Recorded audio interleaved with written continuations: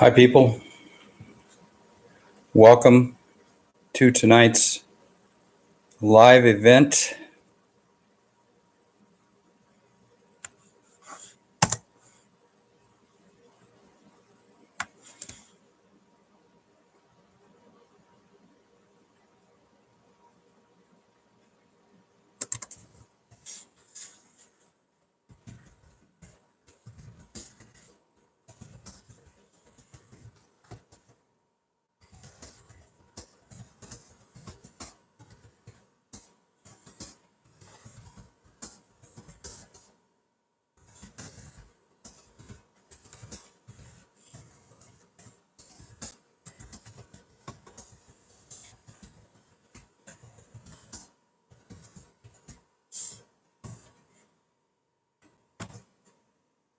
All right. So as you come in tonight, go ahead and, if you will, log on for me with your first name, state, favorite fish to fly fish for, and if you served in the military, what branch did you serve in? We'll hang out for a little while and see who else shows up. So if you can, use your chat bar and log in for me.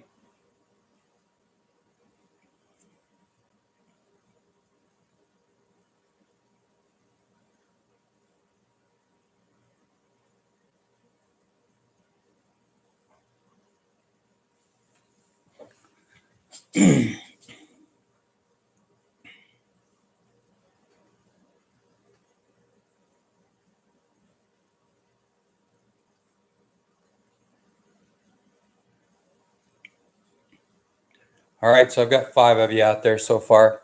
I know it's probably a lot more light where you are. I know for us, daylight savings, we've got quite a bit of light out there. Hi, Jason Mullins. How are you?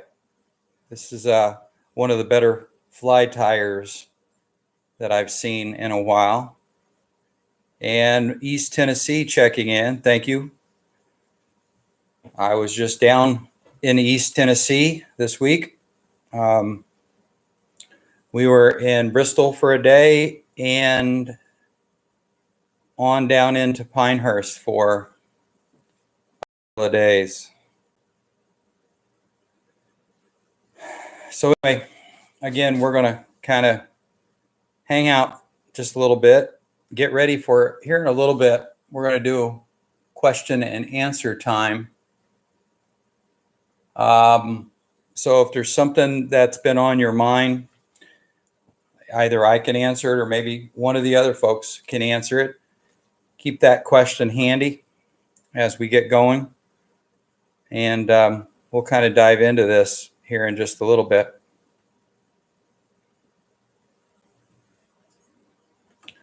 I know that last time, a couple Sundays ago, we had about 22 live viewers. Ended up since then about 300 total views. So probably going to be a lot of people checking in at a later date. So anyway, again, check in with me.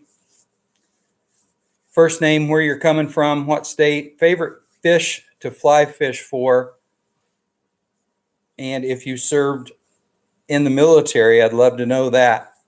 What branch that you served in. I'm going to start out tonight by making a recommendation. I'm a pretty heavy reader, and I found this book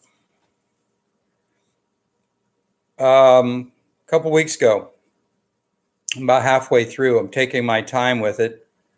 Walk in My Combat Boots. If you know James Patterson, he's a pretty good author, usually a fictional author. But these are multiple individuals from various levels, branches of the military, and they're telling their story. Just a fantastic book. So if it's something you're looking for to read, you're looking for something to read, give this one a shot. I think it makes you appreciate all that the veterans have done for us through the years from time to time. Walk in My Combat Boots by James Patterson and Matt Eversman. Great book. All right.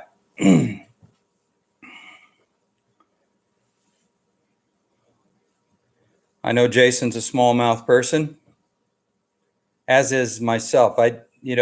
I'd like to catch almost anything, but certainly a smallmouth is my favorite fish. I think just pound for pound, they're the best fish going, and they're not snobby like trout are, which is nice. Sometimes you can just go with the flow and catch a lot of smallmouth. So, all right. Quote from the week. It's from the book Friends on the Water, which I'm going to read just a dab out of tonight.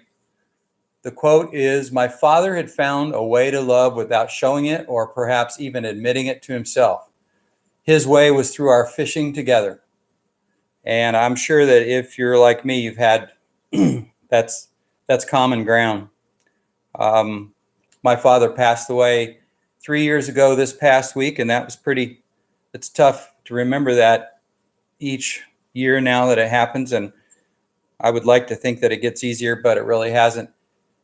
And, it's just the person that took me fishing and hunting and did so many different things. In fact, if you're bored sometime, you can take a look. I've got a lot of different things about my father in there. But I did a little short video the last time he was ever on a stream with me, and it's called A Walk with Dad. And you can find that on my website or on my YouTube channel. It's pretty special. All right. I'm going to hang on to the question and answer, go on past that just a little bit, and I'm going to talk to you a little bit about the knot needle, K-N-O-T, knot needle. I did a review on this on my website. Some of you may actually have this, the knot needle. It's put out, Nate Wills is the owner, and it's by Master Blaster Angling Company. Comes in a little package. It looks like that. Hi, Aaron Thornberry in Ohio. Yep, Lake Erie tributaries. Yeah,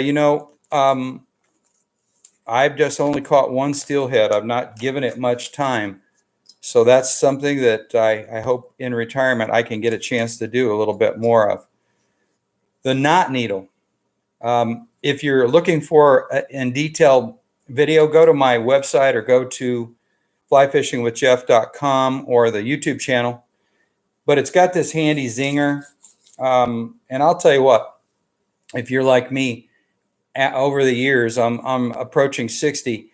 The eyes have just gotten a little bit worse up here. I'm still great out there, but I got to wear these darn things everywhere, and they get fogged up. And I was really struggling here a month or so ago on the water, trying to get a tie and cold hands. And when I got back in, lo and behold, if this wasn't the thing that was on my own video. And so I contacted Nate. He sent me one, and I really like it. I like it, first of all, it's got this handy dandy little attachment, which I really don't think you could lose. It's on there very good on the zinger, and it comes with the zinger.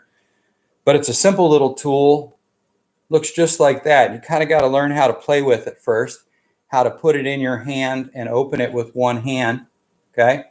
I've got a hook here, and I've got some backing already in it. And I'm simply going to hook the backing in the little slot. If you've played with one of these, then you know what I'm talking about.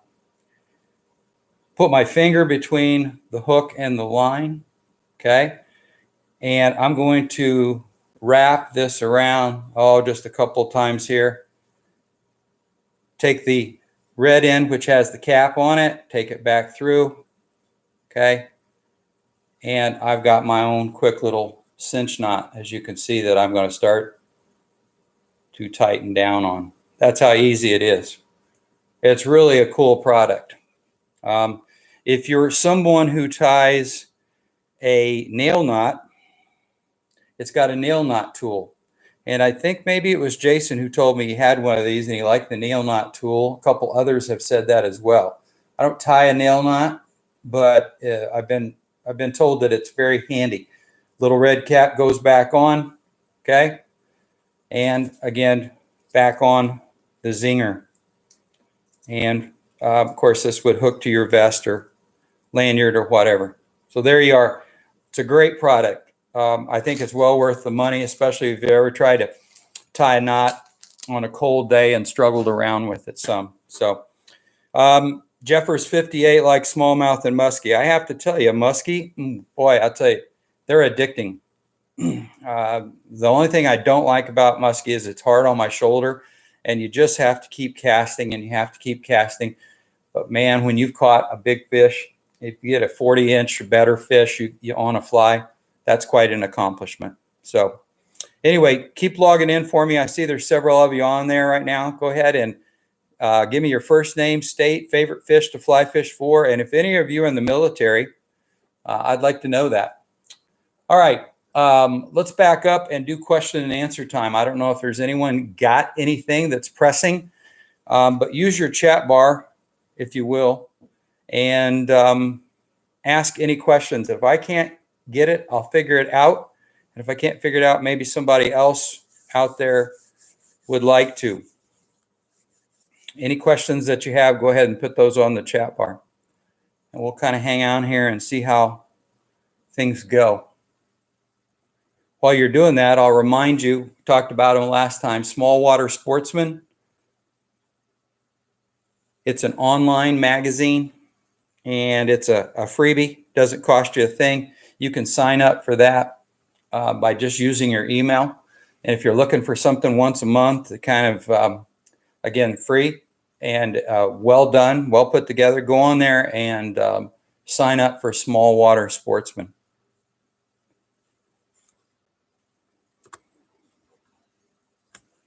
All right. Not seeing anything pop up, so that's good. Everybody has all the answers. So we're going to go ahead and tie a fly for you here tonight. And I've got it started. I'll explain it a little bit better as we go here. This is what I would call a hybrid fly. This is, for me, this is half Sugar Creek minnow, which you can find my tie for that, and half reverse tied bucktail. And one of the things I've done here on this is I've started with bucktail on the end. I'm going to show you why here. I started with a stretch of white bucktail, okay? And this is on a fly that actually is the same exact fly that I tie my trout candies on. And I'll let you take a look at that. That's a dry fly by Umpqua. It is a U106 and it's in size 2. U106 in size 2. So again, it's a hybrid fly, and I like this one for smallmouth. I like it for largemouth as well. And we started with the bucktail. I have 10 wraps of .030 lead up front right here. And then I've left a little gap, and I'm going to come back here now with a Select Marabou in shad gray. This is, I think this is 1/4 on the shad or the marabou. Some obviously are bigger than others, but we're going to pull that out and we're going to find us one plume, one good plume to work with. Set the other aside, and we're going to come right back in here now, and we're going to fill in this gap between the bucktail and the lead. And we're going to cut our marabou off right there. So we're going to fill in that gap right there, and we're going to tie this backwards.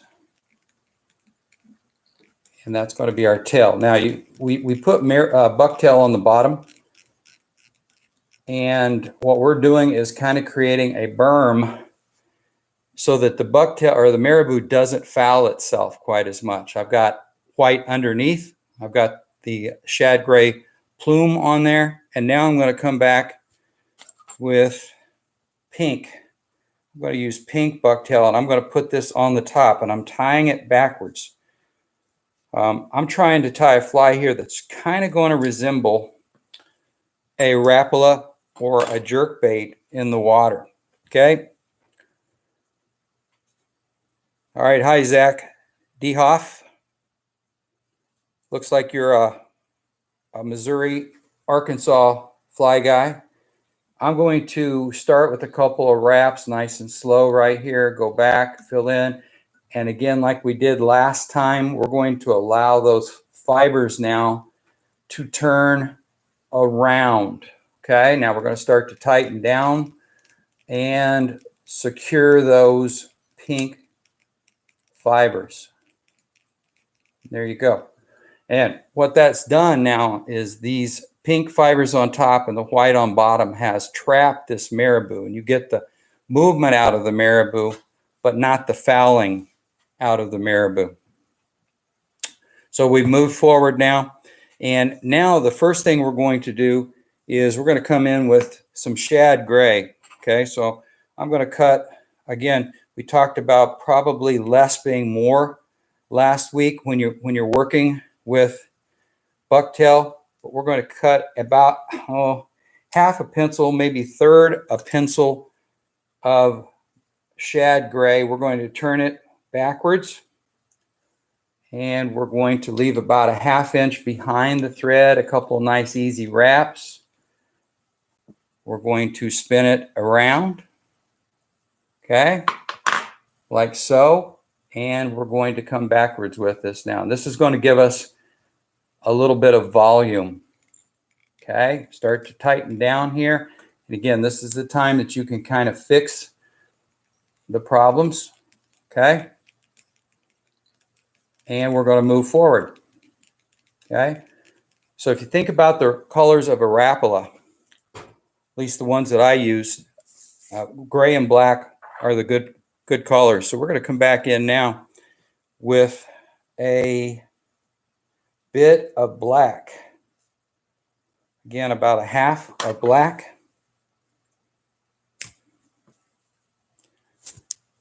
We're going to flip those over.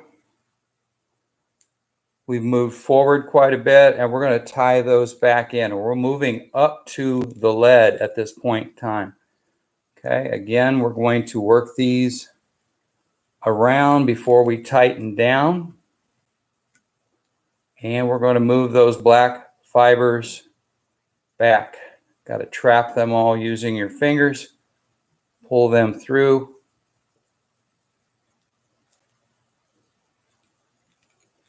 And start to wrap.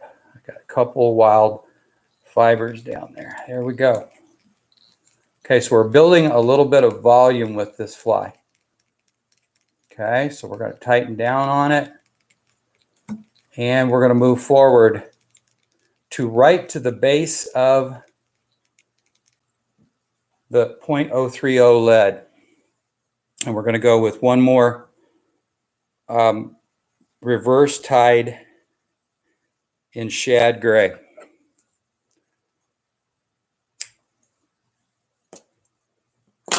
Turn it around, tie it backwards.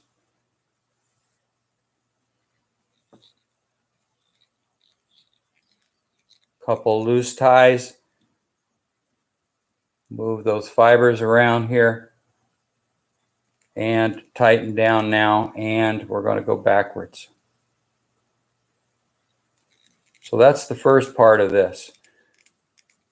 Okay. Now we're going to come in right here with some flash. Got some wild loose flash up here. We're going to pick it up. come up on top, one time over, and we're going to move it backwards. Move the flash around, and there we go.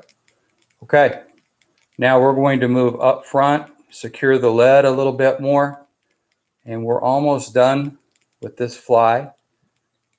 Now we're going to come in with a piece of, hey Clay, East Coast Canada, that's awesome. Glad to see you. This is, let me get the right thing for you here. This is Palmer Chenille Medium Pearl Gray. Palmer Chenille Medium Pearl Gray. The Wapsie people, it's CPL 2125. And this is going to be our finish of the fly. I'm using medium because it's fairly large fly. And we're going to advance our thread up to the front. There we go. And we're going to start palmering this fly backwards. All right. Now we're going to make wraps, kind of what I would call thread to thread, a fairly thick layer. You can take your fingers and wet them and pull those fibers back if they start to fold under. We're going to continue towards the front.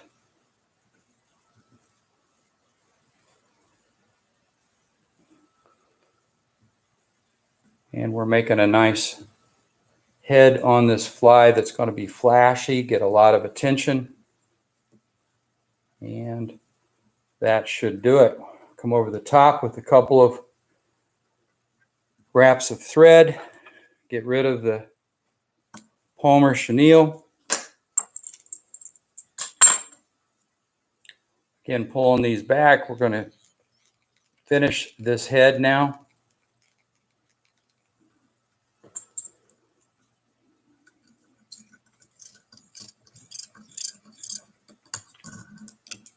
And there you go. I think you'll like this fly a lot. I use it a lot for largemouth bass. That weight up front allows this fly to do this and back up, and it allows you to stall this fly out very nicely at the right time. Now, I've talked to you in the past about this, so I'm going to quickly do that again. I like to finish all my flies with Bondique. If you haven't used Bondique, it's an incredible tool. Gives you a nice, clean, clear head.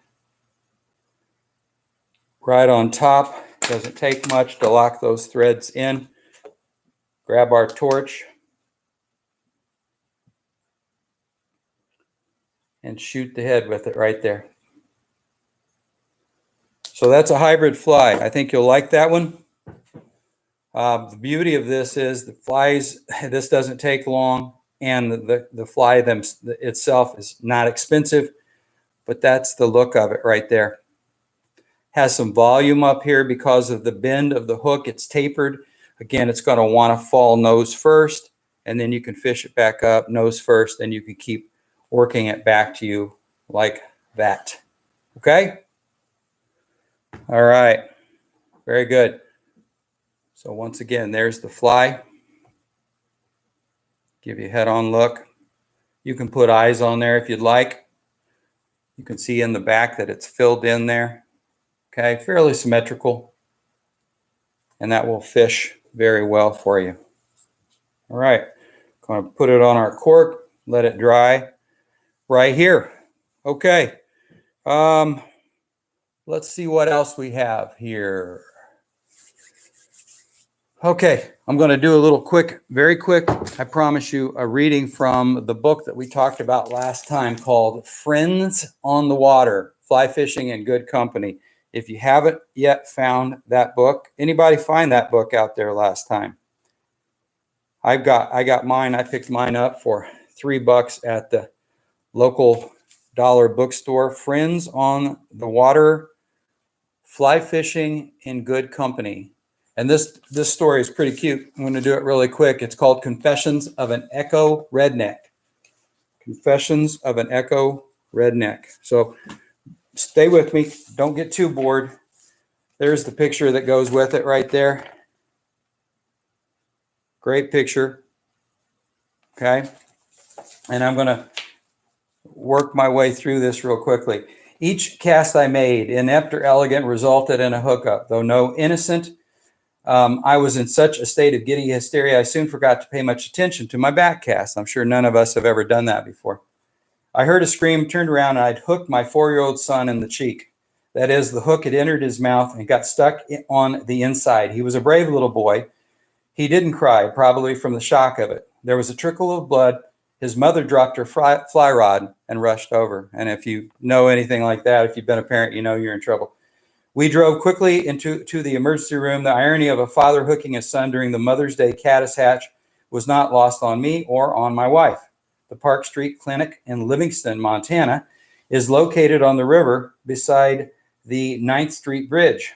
Thousands of caddisflies batted against the window as we waited. The doctor introduced himself. He popped open my son Jack's cheek with a gloved finger, gingerly. "Number 14 Parachute Adams," the doctor pronounced. "Am I right?" Which is funny. We had come to the right place. With a hank of what looked like dental floss, the doctor lassoed the Parachute Adams, a caddis imitation, and extracted its pinched barb without a whimper from Jack. Though his mother was about ready to faint, for my part, I was relieved. There was still a good hour of fishing time before sunset. That's a cute story and reminds me of my youngest son, Jonas. He was with my father. I was in my float tube once upon a time, and my father refused to give up his old equipment, and he had an old reel that would catch once in a while, and he went to cast it, and it zinged back, and it caught my son Jonas right there in the top of the head with a treble hook.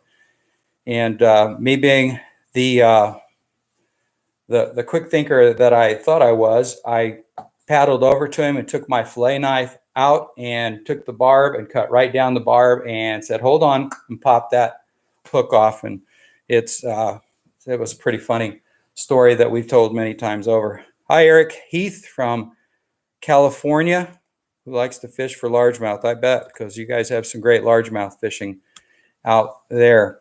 All right.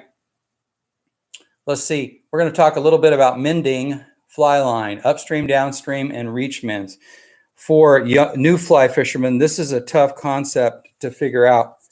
The mending is so important, even in streamer fishing. As I make a cast, maybe back upstream, I always try to put it upstream mend because I want to give my line time for the fly to sink, get down to the right depth in the water column, and into what I call the death zone, where the fish are going to be feeding. So as I make that cast, and you'll see me do it on the videos, it's an upstream mend, whichever way obviously is upstream. And that's very important that you figure that out, because as that upstream mend puts a loop, it takes a little while for that loop to be fished out. And as it does, it's fishing your fly down deeper into the water. Now, there are occasions when I'll do a downstream mend. If I'm casting and I'm casting pretty severely back upstream, I may throw a downstream in because I want that to start to pull my fly down along that bank as fast as possible. So mending your line is going to be something that you'll really have to work on and experiment with. It doesn't cost you anything to do that when you're out fly fishing. And the last one that I want to talk about is called a reach mend. And this may seem like it's more of a dry fly thing, but it's really not. You can do it even with a streamer or a nymph. As you go to cast, you're going to lay your line back upstream. That gives that line, again, a chance for the fly to present itself, whether it's a streamer, a nymph, top water, as present itself as naturally as possible before the fish takes it. So that's some mending technique and some things to think about with that. Again, if you have any questions while we're going over this, or if you watch this in the future and you have questions, send them to me at on my website, flyfishingwithjeff.com, or flyfishingwithjeff@gmail.com. Wisconsin rivers. So we'll be back up by mid-May. I'm starting to book a few people now. And one of the things that we'll be fishing, the three rivers we'll be fishing are the St. Croix, the Nemacolin, and the Totogic River. And if you've never seen these dark northern woods stained tannic rivers, you're really missing out on something. We have a lot of smallmouth bass. I would say an average bass, 14, 16 inches. We get a lot of bass in the 18 to 20 inch range and an occasional bass over that. That's not something not uncommon. For sure, you're going to run into a lot of pike. In fact, I've talked to some people just this week, and pike can really be an annoyance. If you don't find the right leader material, they'll nip you off and you're tying back on and wasting good flies. And lastly, on all three of those rivers, especially the Nemacolin and the St. Croix, there are some large muskie, some very nice muskie to be taken from there. It's not uncommon for them to catch 45 to 50 inch muskie in that area right there. Real quickly, a review of fly lines from last time.